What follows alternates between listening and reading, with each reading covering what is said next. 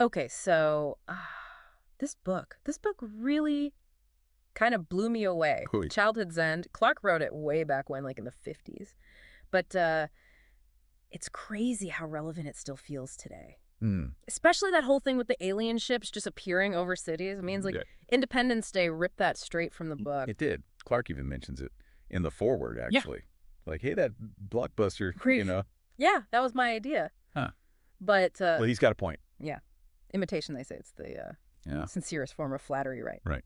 But yeah, what always gets me about Childhood's End, it's how Clarke takes this, you know, this classic sci-fi image, and uses it to ask these really deep questions Absolutely. about human nature, Yeah. technology, our place in the cosmos. Like, where do we fit in? You know, Yeah. humanity's on the verge of space travel in the book, like right on the cusp of this whole new era. Yeah, we're about to launch. And then, bam, these crazy advanced aliens show up, the Overlords. Just like that. They just show up and it's like, hey, you guys are going to try that whole space thing yourselves. Hey, don't worry about it. We got this. Like, haha, too late. Yeah, exactly. Like, thanks, but no thanks. It's like we're about to graduate, all excited to use our driver's licenses, and then someone just hands us the keys to a self-driving car.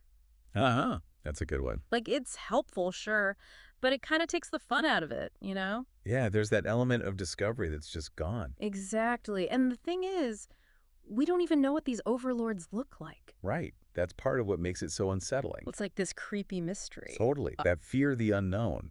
It just adds this whole other layer of tension to everything. Like, are they here to help us? Or conquer us? Or are they Exactly.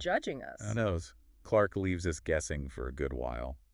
And that's brilliant. You don't know whether to trust them or run for the hills. Exactly. It's like, Yeah. you know that feeling when you start a new job? You're excited, but also kind of nervous. Yeah, for sure. You don't really know what to expect. Nobody likes that first day. And then imagine this. Your new boss shows up and they just start like restructuring the whole company, changing everything. Without asking anyone. Exactly. That's kind of terrifying. And that is basically what the Overlords do. Right. It's not like they asked for permission. Not- They just show up and start making changes. They end wars, they eliminate poverty, disease is gone. It's like this golden age for humanity. Sounds pretty good on paper. It does, until you look a little closer. Right. Because there's always a catch, Right. right? There's no such thing as free lunch. Exactly. The Overlord's peace comes at a cost.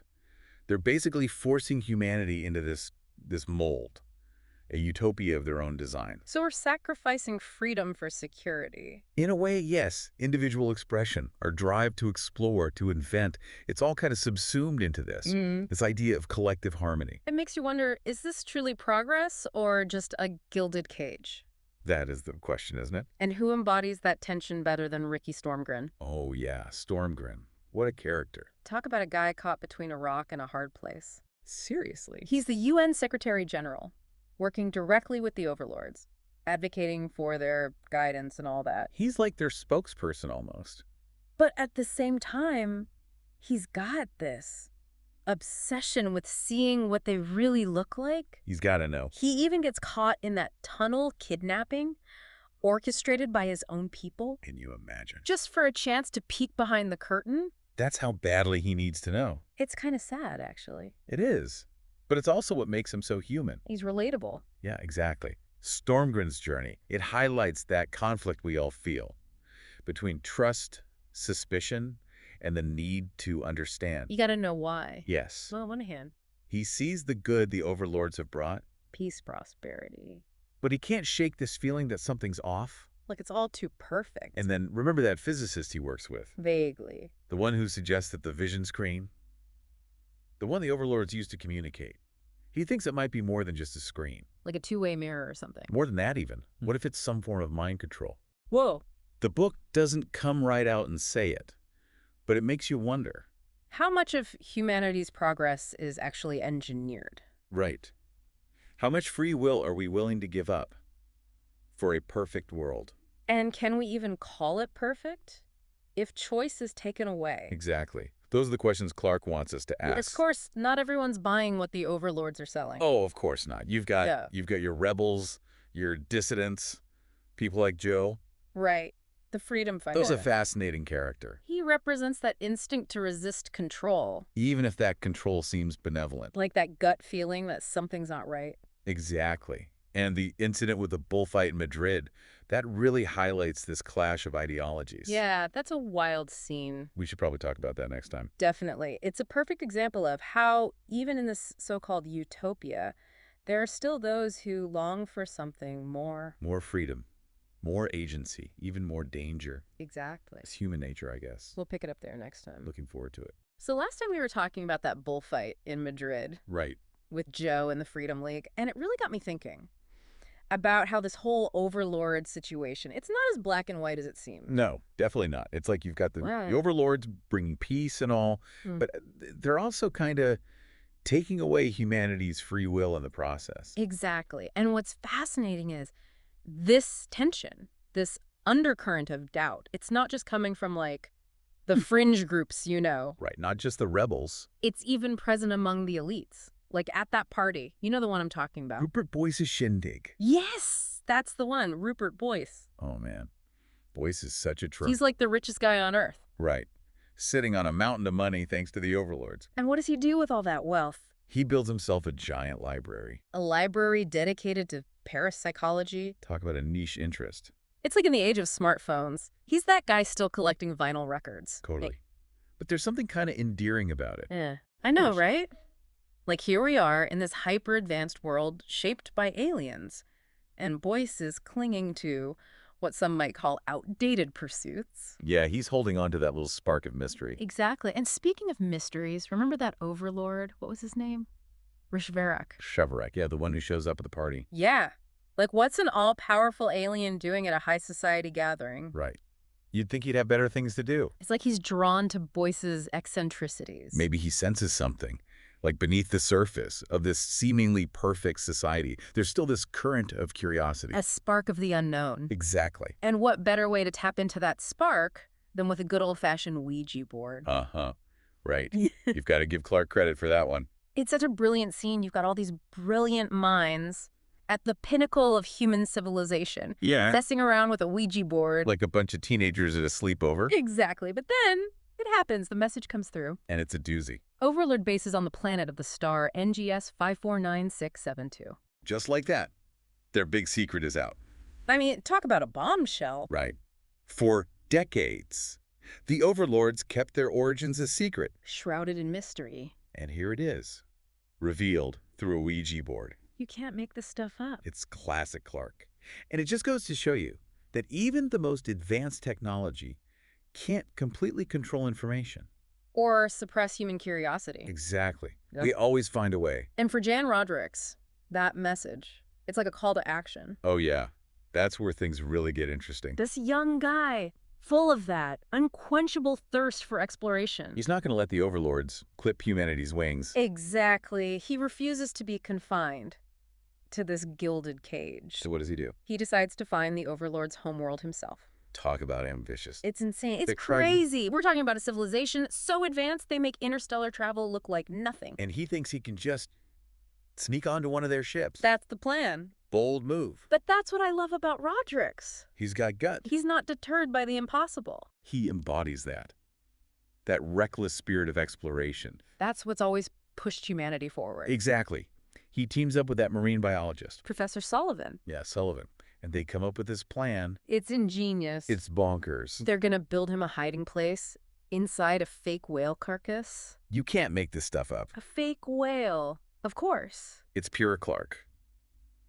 And the symbolism is so rich. Oh, totally. The Jonah and the whale thing is hard to miss. Right.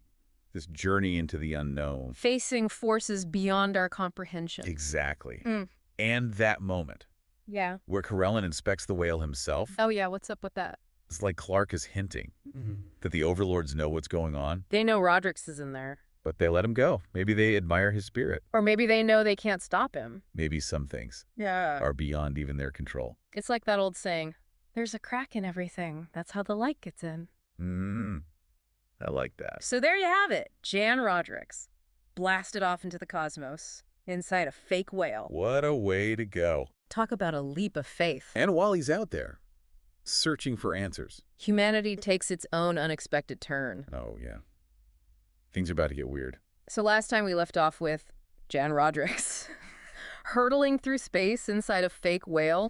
Classic image. Classic Clarke. Yeah. But we also talked about how back on Earth, things are getting, well, weird is really the only word for it. Yeah, things are about to get real strange real fast. With the kids, right? The children, exactly. These kids are being born with these powers, like something out of a comic book. It's like Clarke took every ESP story, every telekinesis story, and just threw it all into this one generation. And it's not just like party tricks, you know? Oh, no, it's way beyond that. They're connected to something bigger. Exactly. Something vast and powerful, something that we're just starting to glimpse, you know? Like that whole thing with the tsunami. Oh, yeah. And Jeffrey Gregson. Poor kid. He's having these dreams about the center of the universe. Those pillars of the dawn. And then that voice, the one that saves him. Like something is guiding them, protecting them. It's almost like humanity is evolving right in front of our eyes. That's exactly it. It's evolution,